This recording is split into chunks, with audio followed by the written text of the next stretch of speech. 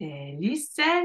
J'espère que ça va bien. Épisode 76 du podcast. Aujourd'hui, OK, parce que c'est une question qui m'est souvent demandée.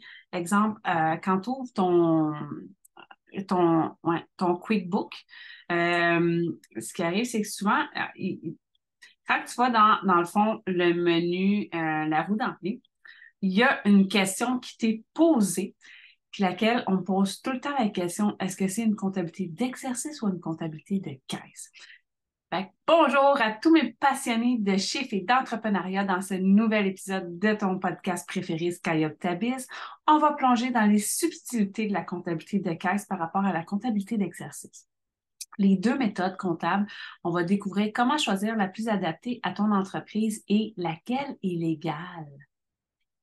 Parce que oui, il y a certaines lois qui régissent si on prend une comptabilité d'exercice ou de caisse au Canada. Je ne te cacherai pas que la plus répandue, c'est la comptabilité d'exercice, mais c'est important de comprendre les différences entre les deux. La comptabilité de caisse. Qu'est-ce que c'est, la comptabilité de caisse? La comptabilité de caisse, ça se concentre sur l'enregistrement des transactions financières au moment où l'argent entre ou sort effectivement du compte bancaire. Comment cette approche peut offrir une visibilité immédiate sur la liquidité, mais peut également manquer de clarté en ce qui concerne les engagements financiers à long terme. Euh, exemple, euh, il se passe quelque chose sur mon ordinateur là. J'avais mon téléphone sur mon trépied qui était à côté, puis je voyais plein de petits chiffres. Donc, on va donner un exemple concret.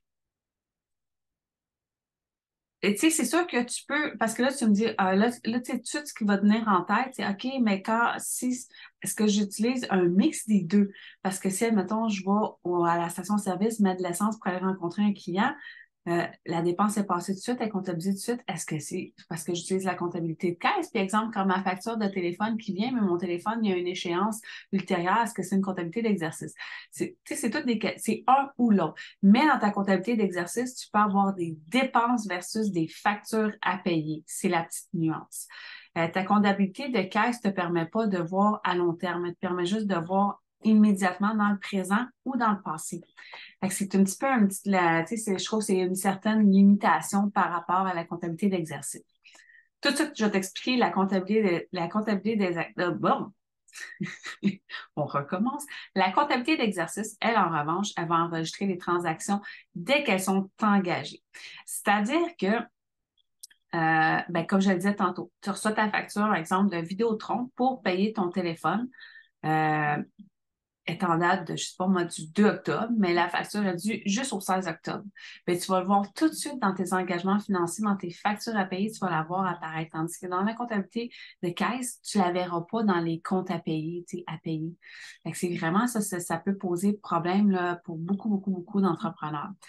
Tu vas la voir, qu'elle soit payée ou non, tu vas la voir apparaître dans tes livres comptables. Tandis que la comptabilité de caisse, elle, tu ne verras pas si elle n'a pas été payée. Tu vas voir seulement lorsqu'elle est payée. Mais comptabilité d'exercice, ça permet de voir tout. Tout ce qui n'a pas été payé puis ce qui est à payer.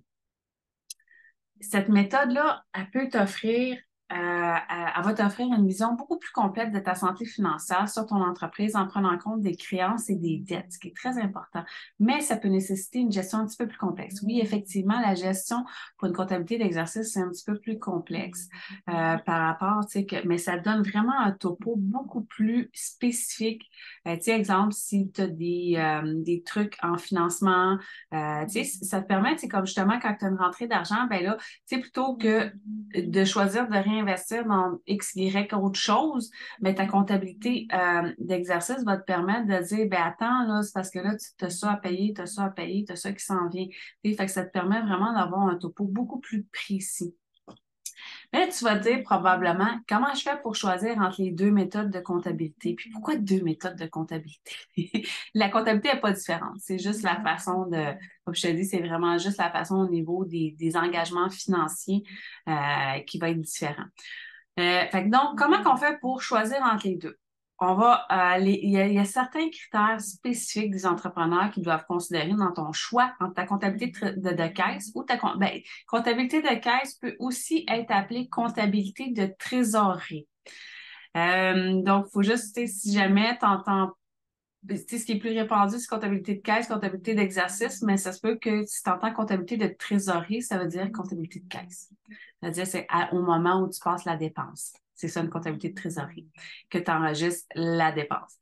Il y a des facteurs tels que la taille de l'entreprise, la complexité des transactions financières, les objectifs de rapport vont jouer un rôle crucial dans cette décision. Tu sais, comme je te disais, moi, ça arrive que, règle générale, moi, j'ai plutôt des dépenses plutôt que des factures à payer. J'ai certaines factures à payer telles que, l'Internet, le téléphone. À part ça, je vais avoir, exemple, les logiciels, qu'on peut acheter on achète une licence pour l'année, puis ils nous permettent de le payer en versement.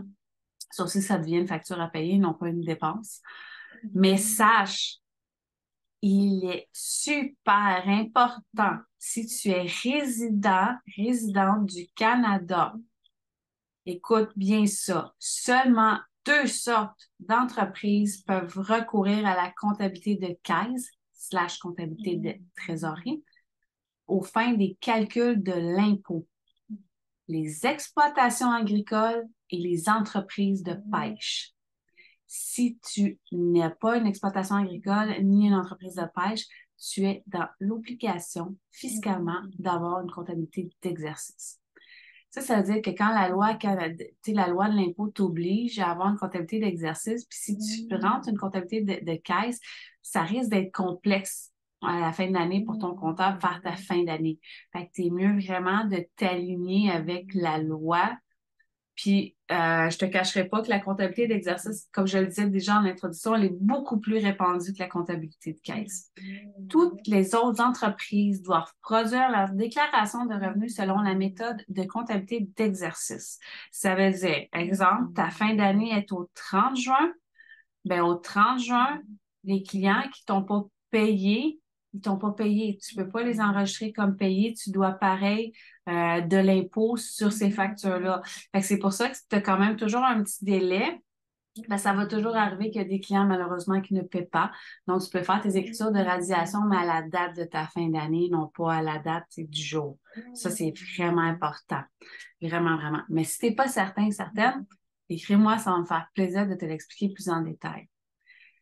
Pour l'application pratique des 2 méthodes, c'est sûr qu'ils ont chacun leur avantage, leur inconvénient, mais très honnêtement, plusieurs de mes clients qui ce sont des compagnies agricoles et puis on utilise pareil la comptabilité d'exercice parce que c'est beaucoup plus,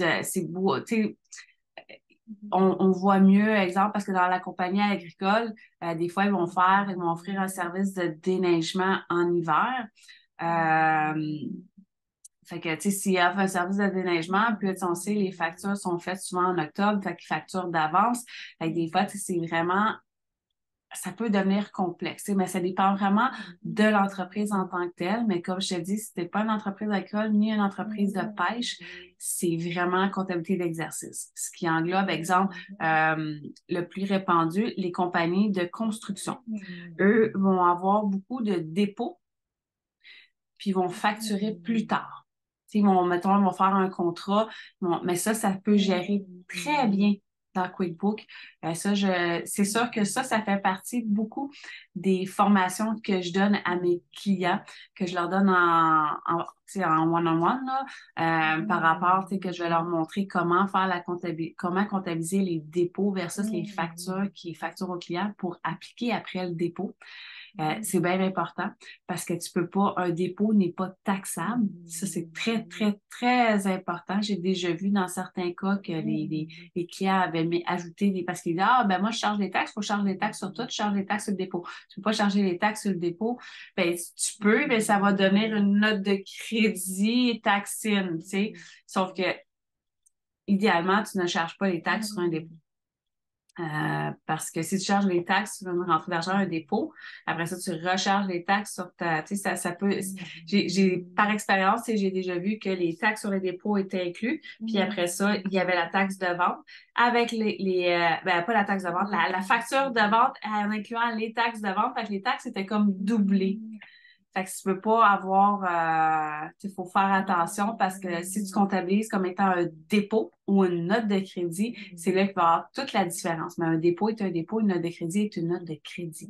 Il faut faire attention aussi d'utiliser les bons documents comptables.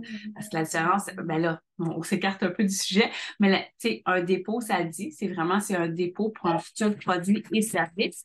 Puis, ben, une note de crédit, ça va être une note de crédit.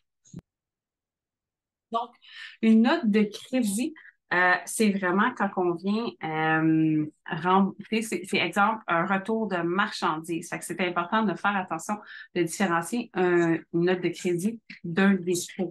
Petite parenthèse comme ça. Donc, fait que c'est vraiment important là, de bien faire la différence entre les deux méthodes de comptabilité, puis de s'assurer des fois, par exemple, ben, par défaut, les systèmes comptables vont toujours mettre une comptabilité d'exercice, mais c'est quelque chose qui est important d'aller valider, même si par défaut, ils vont le mettre. Fait que quand tu ouvres ta base de données, c'est vraiment important que tu vérifies que tu es en comptabilité d'exercice, à moins que ce soit volontaire, que tu veux une comptabilité de caisse, mais compte tenu que la loi fiscale te le permet, juste si tu es une entreprise agricole ou de pêche, c'est aussi bien de le faire comme il faut du premier coup. Ça évite bien les questionnements, bien de la job de fin d'année. En somme, la comptabilité de caisse / trésorerie et la comptabilité d'exercice présentent chacun leurs avantages et leurs limites. La clé est de choisir la méthode qui répond le mieux à tes besoins spécifiques et surtout, si tu es au Canada, on en a parlé en long et en large, de savoir, au niveau de la loi, qu'est-ce qui est permis ou pas. Restez à l'écoute pour le prochain épisode le prochain épisode de podcast qui est toujours publié le lundi matin à 6 heures. Et votre diva des chiffres pour t'assurer un succès financier de ton entreprise. En bio, en description, je vais te mettre mon lien vers mon Instagram, la diva des chiffres. Viens me rejoindre, viens me suivre. Je partage beaucoup, beaucoup de contenu dans mes stories. Donc, ça va. Puis, tu viens me faire un petit coucou, viens me taguer si tu écoutes mon podcast, que ce soit sur YouTube, sur Spotify ou peu importe où est-ce que tu l'écoutes. Tag-moi, ça va me faire plaisir. Diva des chiffres sur Instagram, ça va me faire plaisir de savoir que tu m'écoutes. Puis si tu as des questions, n'hésite pas, gêne-toi pas, écris-moi. Sur ce, bonne semaine!